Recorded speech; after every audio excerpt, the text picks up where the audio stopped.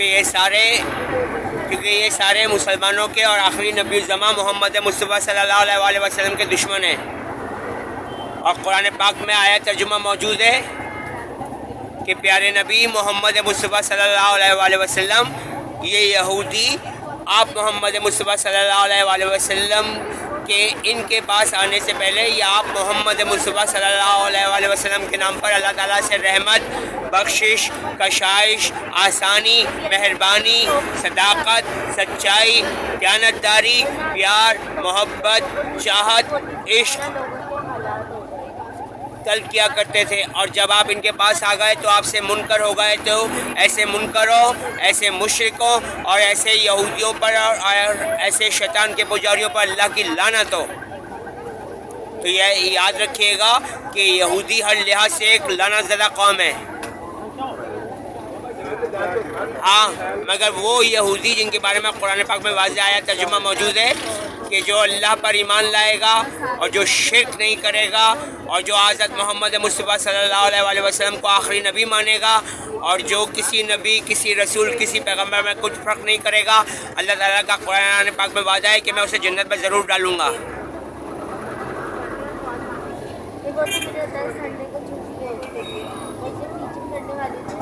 اور یہ کہ جب تک مسلمان قرآن پاک کو خود ترجمے سے نہیں پڑھیں گے اصل دین اسلام پر واپس نہیں آ سکتے. اصل دین اسلام پر واپس آنے کے لیے میرے مسلمان بھائیوں کو اور دوسرے مذہب کے لوگوں کو قرآن پاک خود ترجمے سے پڑھنا پڑے گا. کیونکہ دنیا کو جب بنایا گیا تو سب سے پہلے اللہ تعالیٰ نے پیارے نبی محمد مصطفیٰ صلی اللہ علیہ وسلم کے نور کو بنایا تھا، کیونکہ وہ اللہ تعالیٰ کے محبوب ہیں. اور اسی لیے اللہ تعالیٰ نے قرآن پاک میں پیارے نبی محمد مصطفیٰ صلی اللہ علیہ وسلم کو محبوب کہہ کر ان سے بات ارشاد فرمائی ہے. اور یہ کہ یہودی پورے پاکستان میں فساد مچانے میں ملوث ہیں. اور یہ مسلمان کے بھیس میں، عیسائی کے بھیس میں، ہندو کے بھیس میں، پارسی کے بھیس میں، بدھ مت، جین مت اور بوہریوں کے بھیس میں مسلمانوں میں موجود ہیں. اور مسلمان انہیں اس لیے نہیں پہچان پاتے کیونکہ مسلمان قرآن پاک سے اور قرآن پاک کے ترجمے سے دور ہو چکے ہیں. لیکن جیسے ہی میرے مسلمان بھائیوں نے قرآن پاک ترجمے سے پڑھنا شروع کر دیا، یہ سب ان کے سامنے آنا شروع ہو جائیں گے. اور اس حوالے سے حضرت عمر فاروق رضی اللہ تعالیٰ عنہ کی ایک بات بھی موجود ہے کہ مجمع میں سے ایک بندے نے کھڑے ہو کر کہا کہ ایک بات بتائیے حضرت عمر فاروق رضی اللہ تعالیٰ عنہ، خلفائے راشدین میں سے ایک خلفائے راشد، کہ آپ کا تو 2 کپڑوں میں لباس بن سکتا تھا، آپ کا 1 کپڑے میں لباس کیسے بن گیا؟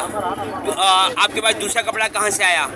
تو انہوں نے اپنے بیٹے حضرت عبداللہ بن عمر رضی اللہ تعالیٰ عنہ کو کھڑا کیا، اس سے کہا کہ جواب دو.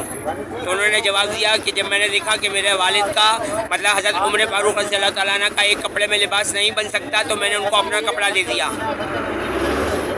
اور حضرت عمر فاروق رضی اللہ تعالیٰ عنہ جن کے غصے سے شیطان بھی گھبراتا تھا، انہوں نے ارشاد فرمایا کہ شکر ہے کہ ابھی مسلمانوں میں ایسے لوگ موجود ہیں جو اپنے خلفائے راشدین سے سوالات کر سکتے ہیں، ان کا محاسبہ کر سکتے ہیں، ان سے حساب کتاب لے سکتے ہیں.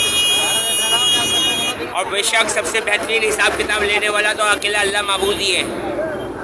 اور یہ یاد رکھیے گا کہ جمہوریہ colony, Hazara colony, railway colony, defence garden, A market مسلمانوں کے بیس میں یہودیوں کا اور شیطان کے پجاریوں کا خاص علاقہ ہے،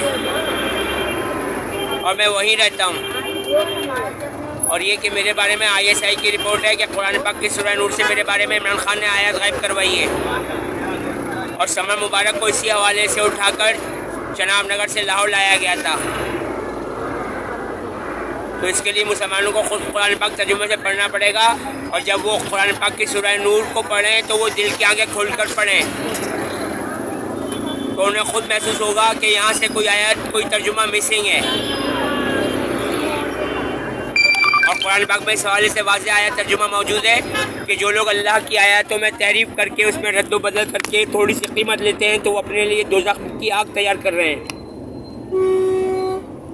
اللہ تعالیٰ امت مسلمہ کو اپنی پناہ میں، رحمت میں، حفاظت میں رکھے اور دوسرے مذہب کے بے گناہ مرد عورتوں، بچوں، بوڑھوں کو بھی. آمین یا رب العالمین الرحمن الرحیم. اللہ حافظ.